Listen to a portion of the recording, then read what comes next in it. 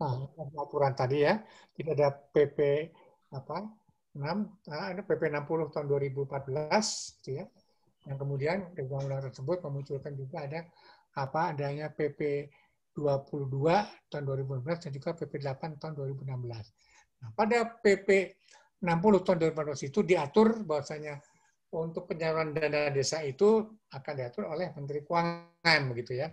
Yang kemudian juga melihat kepada kebutuhannya, ada Kementerian Dalam Negeri dan juga ada Kementerian Desa, maka pengaturannya kalau dia Kementerian Dalam Negeri itu urusannya dengan pemerintahan desanya, kalau Kementerian Desa itu lebih kepada pemberdayaan masyarakatnya, kira-kira seperti itu.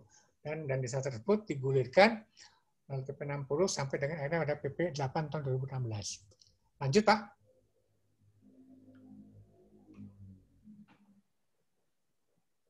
Desa belakang desa ini, kalau kita perhatikan, diberikan kepada desa dan juga desa adat. Yang ditransfernya melalui APBD Kabupaten Kota, digunakan untuk biaya penyelenggaraan pemerintah, pembangunan, serta pemberdayaan masyarakat dan kemasyarakatan. Seperti itu. Dan juga dana desa bersumber dari belanja pusat dengan mengeksekusikan program yang berbasis desa, dialokasikan secara merata dan berkeadilan. Dan besarannya adalah 10% dari dan di luar dana transfer ke daerah secara bertahap. Jadi sebetulnya kalau dulu kita punya transfer untuk anggaran daerah, maka sekarang diambil dari situ 10%-nya untuk ke anggaran ke desa, begitu ya. Nah, jadi dengan demikian kalau kita bicara alokasinya itu misalkan jumlah desa yang dialokasikan dengan memperhatikan jumlah penduduk, angka kemiskinan, luas wilayah, dan tingkat kesulitan geografisnya. Dan ini pada saat sekarang ini itu diisukan menjadi juga salah satu janji kampanye Pak Presiden sekarang ini sampai tahun 2024. Yang sebetulnya kalau kita bicara awalnya dulu hanya menerima itu kecil sekali, ya, hanya sekitar dapatnya 200 juta, sekarang sudah mencapai 1 sampai 1,4 miliar per desa. Dan diharapkan itu akan berhasil pada tahun 2024. Lanjut, Pak. Nah, di sini kalau kita bicara pada dana desa itu, yang meningkat signifikan. Sejak tahun 2015 yang hanya sebesar 20,7 triliun, kemudian pada tahun 2016 jadi 46,9 triliun. Nah, seterusnya begitu sampai pada tahun 2019 72 triliun begitu ya. Nah, hanya mungkin pada tahun 2020 karena adanya COVID-19 ini maka kemudian dan itu menurun menjadi 71,19 triliun gitu. Penyaluran dana itu masih bersangkut pada kinerja penyaluran, belum bersangkut pada kinerja capaian output-nya. Dan pemantauan dan evaluasi di desa belum dilakukan secara optimal, output penggunaan dana desa belum dapat disajikan dengan baik, masih terdapat permasalahan dalam pelaksanaan dana desa dan daerah maupun di desa itu sendiri. Dan dengan demikian tujuan memanfaatkan dana desa itu digunakan secara tepat untuk mengatasi kesenjangan dan kemiskinan serta meningkatkan kesejahteraan masyarakat jelata. Lanjut, Pak. Nah, pada kebijakan pengalokasian dana desa, lanjut. Nah, ini kita lihat dari sisi penerimaan desa itu ada 7 macam sumber yang masuk ke desa ini. Yang paling besar dari APBN yang kita sebut dengan dana desa, yang berikutnya juga dari APBD kabupaten kota itu disebut alokasi dana desa. Jadi ada dana desa, ada ADD, alokasi dana desa, DD dan ADD gitu. Dan kemudian juga ada tambahan-tambahan lainnya juga baik dari provinsi maupun dari hibah sumbangan pihak ketiga serta lain-lain pendapatan yang sah. Ya, lanjut, Pak.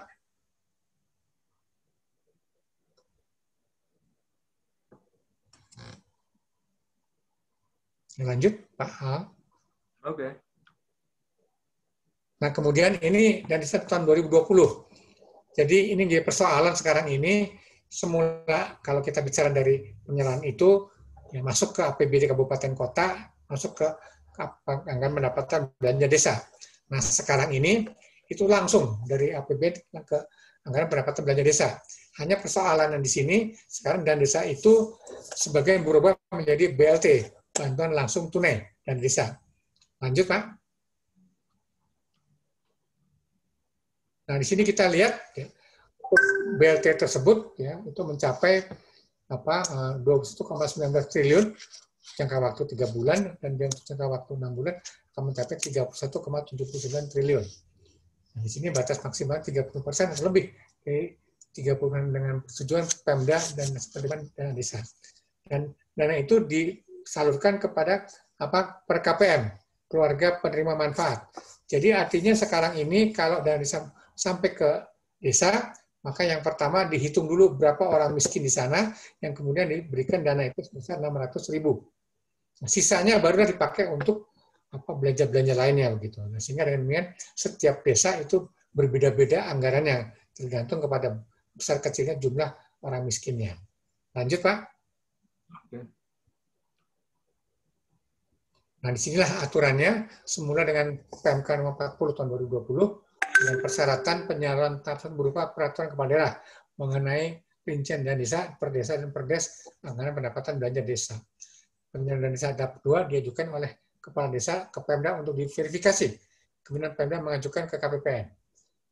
Penyaluran melampirkan surat syarat perkades tentang penetapan penerima BLT desa dan laporan pelaksanaan BLT desa. Dan penyaluran dan desa bulanan hanya dapat diberikan dengan waktu yang tertentu. Nah, pada PMK 50 yang terbaru ini, maka syarat penyaluran tahap 1 dapat keputusan kepada mengenai rincian dan desa per desa. Dan penyaluran itu langsung diajukan oleh Pemda ke KPPN dengan mendatangkan pengajuan ke ini ada semacam sistem di dalam perbendaharaan dan anggaran, itu namanya OMSPAN ini. Kemudian penyambulanan untuk BLT desa dengan tanpa syarat dilakukan dalam sebulan. Lanjut, Pak.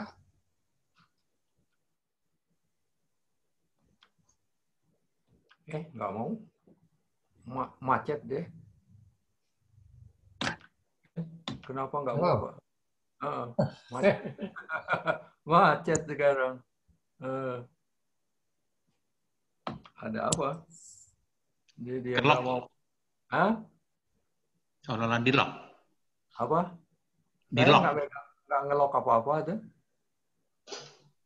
Ntar dulu ya. Screen. Masih Yuyua. Screen sharing ya. New share. Nggak ada ya. Coba mundur satu slide, kemudian maju lagi. Hah? Mundur satu slide. Ini nggak bisa bergerak ini. Oh, nggak bisa bergerak. Jadi seolah-olah hang ya? Eh?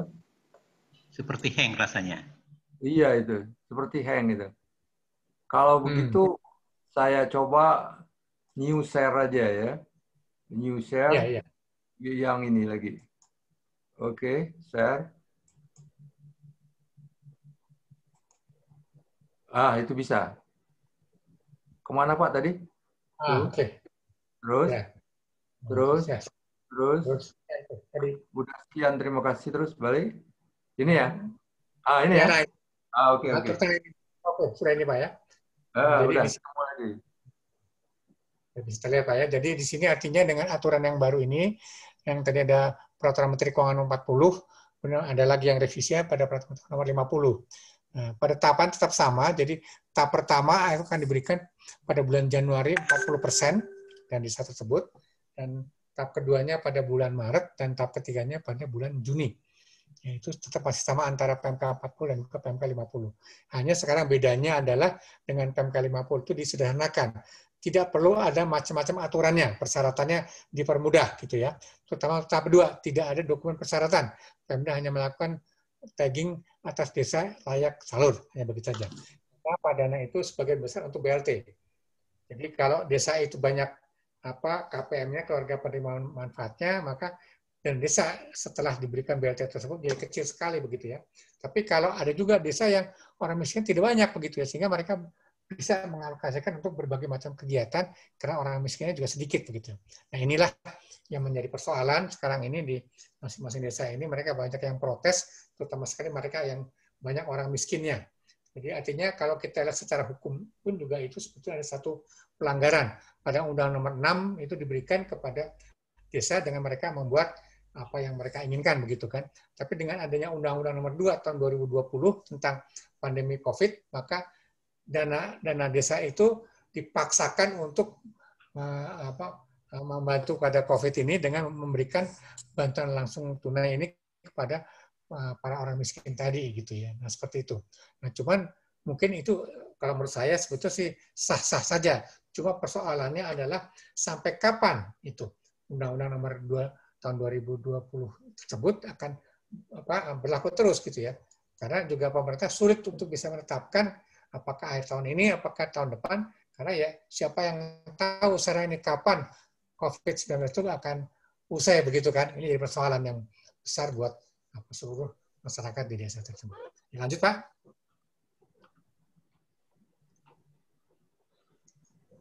Ya, bisa lanjut Pak Al? Betul. Lanjut lagi? Ya bisa lanjut Pak. Hah? Ya ini ada sanksinya, jadi artinya pemerintah kalau tidak menganggarkan kegiatan BLT ini maka akan dikenakan sanksi berupa penghentian penyelenggaraan desa tahap ketiga tahun anggaran berjalan pada bulan Oktober.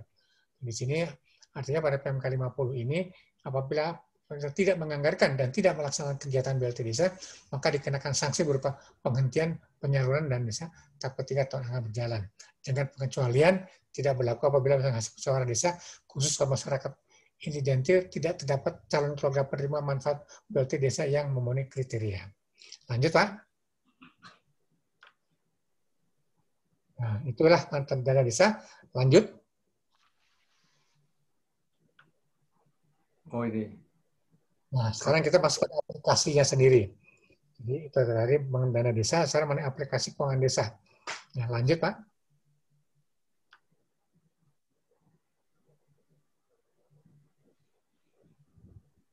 Nah, jadi kalau kita akan masuk keuangan desa ini dari pusat, kabupaten kota, baru ke desa begitu ya. Itu yang pada dasar diatur dalam PP 60 tahun 2014 tersebut.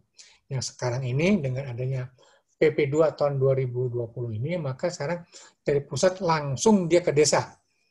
Tidak melalui kabupaten kota. Kabupaten kota hanya memberikan semacam catatan kepada pemerintah pusat berapa banyak desa itu yang mendapatkan orang-orang miskinnya di desa tersebut begitu ya. Lanjut, Pak.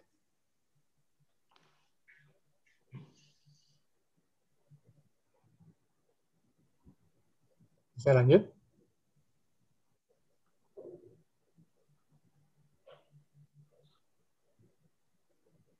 Ya, ini roadmap dana desa ini diatur oleh PP 60 dan kemudian ada perubahan pada PP 22 dan juga PP 8 tahun 2016 begitu ya. Nah, dalam hal ini dari PP tersebut sekarang ini dana desa itu diberikan kepada semua desa sama 90% dari dana desa itu setiap desa itu sama semua. Yang berbeda cuma 10%-nya saja gitu ya. Itu berbeda dengan yang sebelumnya. Kalau sebelumnya itu masing-masing desa bisa menerima ada yang banyak, ada yang sedikit. Terutama tuh desa di wilayah Pulau Jawa itu dapatnya banyak, sementara di luar Pulau Jawa dapatnya sedikit. Tapi sekarang dengan PP tersebut diatur bahwasanya 90% dan merata kepada seluruh desa di Indonesia begitu. Itu ada pelaporannya, ya, ada dari desa, dari kabupaten kota, dari provinsi, dari pusat. Nah inilah kalau kita bicara pada alur pelaporan, begitu banyak pelaporannya dibandingkan dengan keuangan daerah. Kalau keuangan daerah dari kabupaten kota kepada pusat itu tidak begitu banyak laporannya. Tapi kalau desa itu begitu banyak ragamnya. Karena tadi kalau kita bicara keuangan daerah, maka di pusat itu hanya ditangani oleh satu kementerian, ya Kementerian Dalam Negeri begitu kan. Nah, walaupun ada Kementerian Keuangan yang sifatnya hanya menyalurkan dana dari APBN tersebut. Tapi kalau untuk dana desa itu ada 3 kementerian yang mengatur. 3-tiganya itu semua minta laporannya. Baik Kementerian Dalam Negeri, Kementerian Keuangan, dan juga Kementerian Desa begitu ya. Sehingga dengan demikian di desa lebih sulit laporannya dibandingkan dengan di kabupaten kota. Nah, lanjut. Jadi kalau kita bicara keuangan desa itu semua hak dan kewajiban desa yang dapat dinilai dengan uang serta segala sesuatu berupa uang dan barang yang dengan pelaksanaan hak dan kewajiban desa. Ini menimbulkan pendapatan belanja dan pembiayaan. Jadi ada anggaran pendapatan belanja desa, APBDes begitu ya. Lanjut, Pak.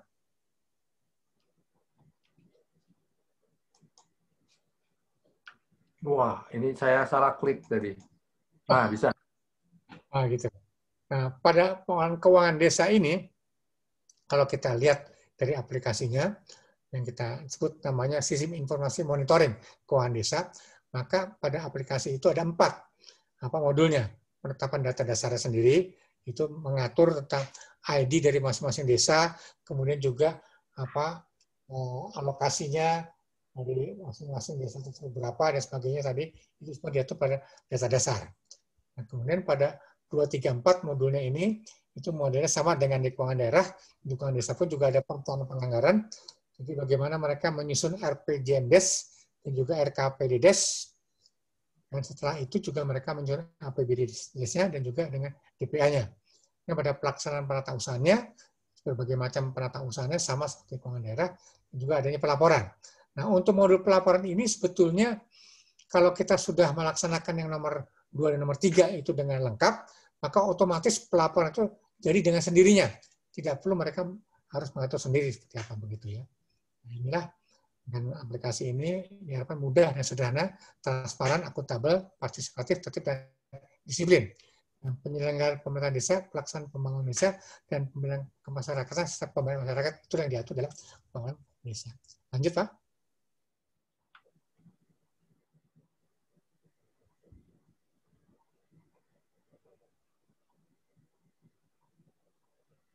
Nah, kemudian kalau kita lihat untuk monitoring keuangan desa ini, itu ada sisi perencanaan, ada pelaksanaannya, ada penata usahanya, pelaporan, serta pertanggungjawabannya.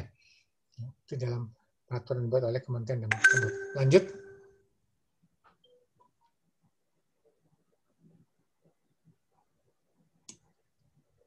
Nah, lanjut kita masuk pada fitur aplikasi pada sisi informasi monitoring keuangan desa ini. Lanjut. Nah, di sini kalau kita lihat pada situs keuangan desa ini, diawali dulu dari perencanaannya, kemudian penganggarannya, pelaksanaannya, penata kelolaannya, pelaporan, dan juga pertanggungjawaban. Nah, seperti begitu ya. Jadi ini mirip dengan keuangan daerah juga ya. Lanjut, Pak. Nah, di sini kalau kita perhatikan pada modulnya itu ada perencanaan penganggaran, ada penata usahaan, ada pelaporan, juga ada data dasar. Seluruhnya itu nanti akan menghasilkan sistem informasi eksekutif dan juga menghasilkan satu sistem informasi monitoring keuangan desa begitu ya. Nah, ini database terstruktur dan juga pelaporan berjenjang dari desa, kecamatan, kabupaten, provinsi, langsung ke pusat. Nah, sebetulnya kalau saya bisa share screen, saya bisa menunjukkan juga aplikasinya gitu, karena aplikasi ini harus berjalan tersendiri begitu ya. Namun karena share screen-nya tidak begitu lancar sehingga akhirnya cuma bisa kita tunjukkan dalam bentuk fitur-fitur ini. Lanjut, Pak. Nah, jadi pada ada RPJMDes-nya, ada RKPDdes-nya, ada anggaran pendapatan belanja desa. Itu peraturan desa dibuatnya, dan juga untuk peraturan kepala desanya ada penjabarannya, anggaran kas, serta pertanggungjawabannya. Itu dibuat dengan peraturan kepala desa. Dengan demikian, kalau kita bicarakan masalah perdes dan juga perkades ini, banyak desa yang mengeluh karena terutama sekali perkadesnya begitu ya, karena mereka harus membuat begitu banyak macam-macam, sementara pemahaman mereka sendiri masih kurang sekali begitu, sangat minim begitu. Lanjut, Pak. Nah, pada aplikasinya itu ID desa, settingnya pada tahun RPJMDes karena mereka RPJMDes 6 tahun, jadi tahun pertama, tahun kedua, ketiga, ke-6 gitu ya. Dan juga tahun RKPDes, tahun di mana akan dilaksanakan penetapan APB desanya begitu ya. Nah, kemudian aplikasi sudah masukkan rekening APB desanya, dan juga ada bidang-bidangnya 1, 2, 3, 4, 5 yang sesuai dengan aturan buat dari Kemendagri begitu, itu sudah ada di sana. Dan kemudian tipologi ini yang dibuat berdasarkan dari hasil peraturan Menteri Desa, gitu. Tipologi itu ada 3. Di situ ada desa yang miskin, desa yang belum mandiri, dan juga desa yang maju begitu ya. Begitu itu pada tipologinya. Lanjut, Pak. Nah, pada menu perencanaan penganggaran ini, jadi ada RPJMDes, ada RKPDdes, dan juga ada Permendes 11 tahun 2019, 6 tahun 2020, dan juga Permendes 7 tahun 2020. Ini karena berdasarkan pada skala prioritas yang telah ditetapkan oleh Kementerian Desa. Hanya mungkin masalahnya Permendes ini tidak akan jalan lancar sekarang ini, karena masalahnya walaupun mereka sudah bikin skala prioritas itu, tapi dananya sendiri mereka pakai untuk BLT, bantuan langsung tunai begitu kan, sehingga mereka banyak tidak mengindahkan peraturan Menteri Desa tersebut. Juga ada penganggarannya, ada APB desanya dan perubahan serta DPA-nya. Itu rencana kegiatan dan anggaran, rencana kerja kegiatan, rencana anggaran belanja, dan rencana anggaran kas desa begitu ya. Tentunya di pelaporannya sebagaimana diminta oleh Kementerian Desa ada prioritas penggunaan dana desa, laporan kepala desa kepada bupati, juga ada APB desanya, baik untuk yang murni maupun yang perubahannya. Ya. Lanjut.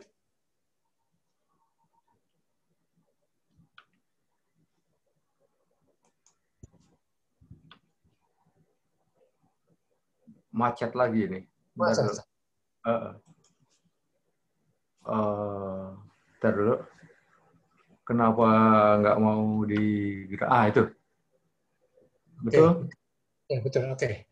Nah, ini artinya kalau kita bisa ada kas desa, artinya di sini ada daftar pelaksanaan anggaran itu dari DPA-nya sendiri, rencana kegiatan dan anggaran desa, rencana kerja kegiatan, RAB, dan juga rencana anggaran kas desa. Di situ muncul SPP-nya, surat permintaan ini untuk pencairannya, dan juga keluar dengan dengan berbagai macam laporan-laporan akuntansinya begitu ya. Nah, ini yang jadi persoalan adalah di banyak desa ini prakteknya itu karena mereka kelompok-kelompok masyarakat ingin menggunakan dana desa begitu ya. Itu bisa. Tapi mereka harus bersyaratnya menyampaikan RAB-nya, rencana anggaran belanja. Nah, ini mereka kesulitan. Jadi banyak sekali di desa ini, masyarakat desa itu mereka minta pelatihan tentang bagaimana cara menyusun rencana anggaran belanja begitu ya. Nah, ini yang barangkali bisa menjadi catatan buat jadi juga barangkali kemudian bisa memberikan satu bentuk pelatihan tentang bagaimana caranya mereka itu menguasai menyusun RAB, rencana anggaran belanja. Ya, karena itu yang disyaratkan oleh aturan bahwa untuk bisa mencairkan dana desa, mereka harus kemudian membuat RAB-nya seperti itu. Lanjut, Pak. Nah, pada menurut penetausahaan, itu ada penerimaan, ada tanda setoran, dan juga TBP-nya untuk penerimaan, dan juga untuk pengeluarannya ada RAB, ada juga SPP-nya. Nah, kemudian dilanjut para bendara ini dengan aplikasi ini mereka dengan mudah bisa membuat laporan-laporannya baik buku kas umum, buku bank, buku pembantu pajak, dan buku pembantu kegiatan. Seluruhnya dengan mudah sekali dibuat dalam menu penatausahaan ini. Dan laporannya juga otomatis akan keluar baik untuk semester 1 dan juga untuk semester 2. Lanjut, Pak. Nah, ini aplikasi akuntansi desa sendiri. Jadi artinya kalau kita perhatikan, akuntansi desa ini juga sebetulnya tidak semudah seperti juga di daerah begitu kan ya. Hanya persoalannya bolak-balik presiden minta supaya untuk keuangan desa itu disederhanakan begitu kan, tapi tetap aja aturan-aturan kementeriannya itu mewajibkan berbagai macam aplikasi akuntansi yang juga harus dilaksanakan oleh desa begitu ya. Nah, aplikasi ini sangat-sangat mudah tanpa harus seorang bendara mengerti tentang akuntansi, otomatis bisa keluar semua aturan-aturan misalkan kepada prinsip-prinsip akuntansi desa itu sendiri.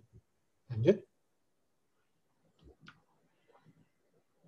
Nah, ini pada menu pelaporan pertanggungjawaban ini sebetulnya reportnya itu dia otomatis semua.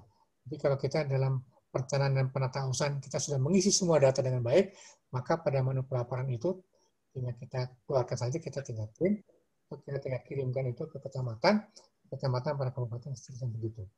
Nah, persoalan barangkali karena saya tidak bisa menunjukkan aplikasinya sendiri. Aplikasi itu sebetulnya kalau kita sudah punya datanya, itu kita klik, dia otomatis keluar dalam bentuk Excel begitu. Excel tadi apakah mau dikirim ke kecamatan ataukah mau di-print, diberikan pada kecamatan, itu dengan mudahnya seperti begitu. Lanjut. Nah, ini kalau kita lihat ada kepala desa tanggung jawabnya untuk aturan terkait dengan penjabaran anggaran pendapat belanja desanya. Ini ada BPD-nya. BPD itu Badan Perwakilan Desanya sama seperti kalau di kabupaten itu DPRD-nya begitu ya. Nah, kalau di desa namanya BPD. Kemudian ada Sekdes sebagai koordinator dengan untuk pengelola keuangan desanya sendiri. Mereka membayar 2 urusan, kepala urusan keuangan sebagai bendahara, dan juga kepala urusan umum dan juga perencanaan. Nah, sementara di luar dari keuangan ada juga kepala seksi pemerintahan, kepala seksi kesejahteraan, dan juga kepala seksi pelayanan. Jadi dibedakan kalau ada namanya urusan, itu pasti urusan dengan sekdes. Kalau dia seksi, itu urusan langsung kepala desanya begitu. Dan di bawah kepala desa adalah kepala-kepala dusunnya seperti begitu. Ini yang strukturnya ada dalam desa tersebut. Gitu ya. Lanjut. Nah, pada perencanaan keuangan desa ini, nah ini yang paling penting. Ya. Ini kalau kita lihat pada aplikasi-aplikasi yang lain yang dibuat oleh berbagai instansi, maka tidak ada sistem demikian tadi, karena kita melakukan konsolidasi.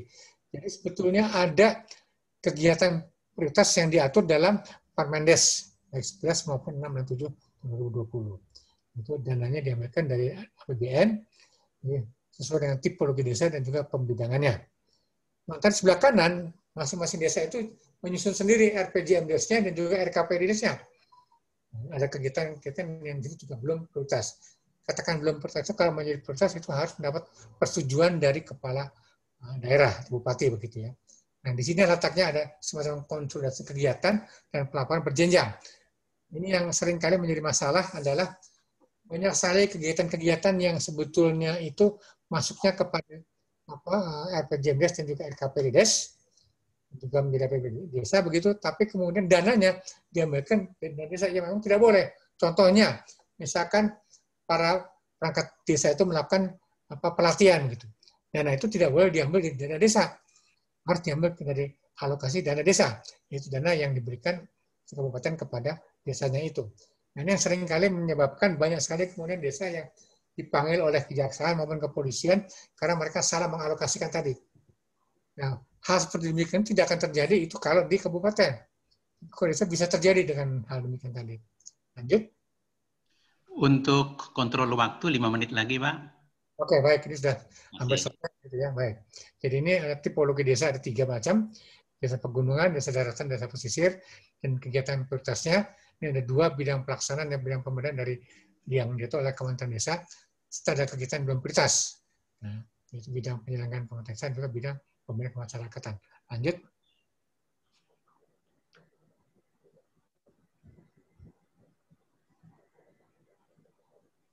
Ini tipologinya, desa tertinggal, desa berkembang, desa maju. Nah, lanjut. Ini prioritas kegiatannya pada masing-masing tipologi berbeda-beda. Nanti tinggal dibaca saja. Lanjut. Nah, ini RKP desa ini ya, laksanakan pada bulan-bulannya sampai dengan pada bulan Juli begitu ya. Lanjut. Nah, ini penyusunan RPJM itu dibentuk tim di masing-masing desa, kemudian mereka melaksanakan sesuai dengan prosedur yang diatur di dalam gambar ini begitu ya. Lanjut.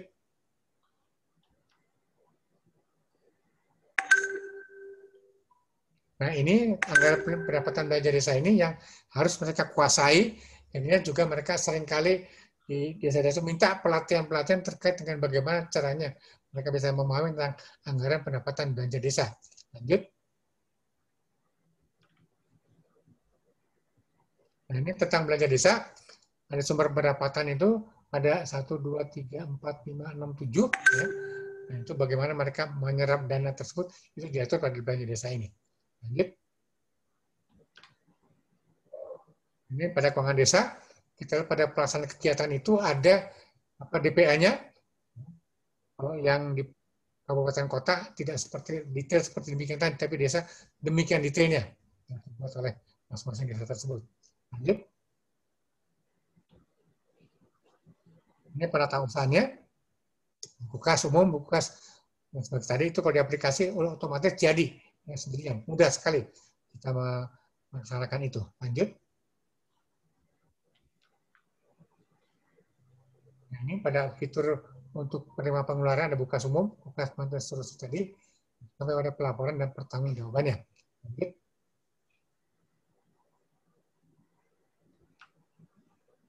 Nah, ini pada sifat akuntansinya, buku kas umum, langsung laporan anggaran, dan juga laporan kekayaan milik desa, begitu ya.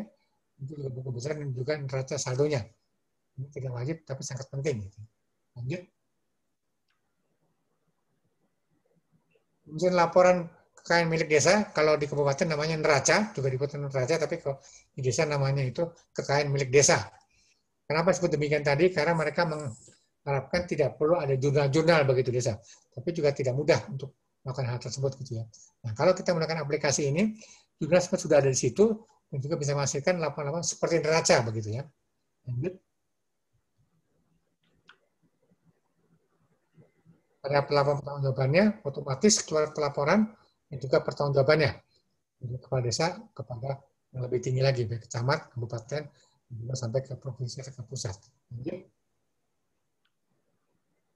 Nah, pada pelaporannya, jadi ada laporan strategi pelaksanaan APBD desa ini yang harus wajib disampaikan oleh kepala desa kepada camat begitu ya, semester pertama dan juga semester akhir tahun, yang otomatis akan jadi dengan aplikasi tersebut. Lanjut. Nah, ini pada pertanggungjawaban keuangan desa disampaikan pada bupati wali kota dan juga melalui camat begitu ya, itu ada pendapatan, belanja, dan pembiayaan. Jadi APBD desanya itu dibuat juga di aplikasi tersebut. Nah, ini titik-titik sini.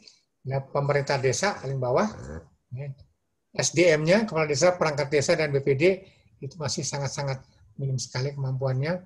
Di pemerintah kabupaten, provinsi, pusat seperti apa saja yang pengelolaan desanya harus segera dilakukan pembenahan begitu ya, seperti itu. Nah, di sini mungkin juga peran dari JDU itu bisa membantu pada masyarakat di desa untuk mereka bisa memahami serta juga untuk di pemerintah kabupaten dan provinsinya. Lanjut.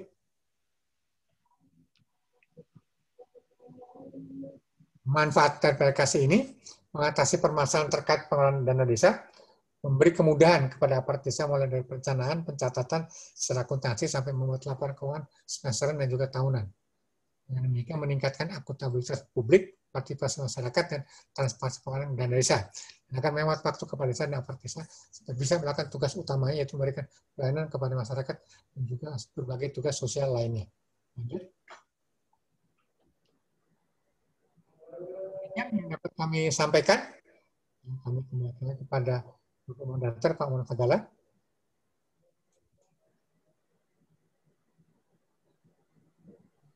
Baik, terima kasih Pak Haryanto Kadi atas pemaparannya yang cukup jelas, lengkap, komprehensif.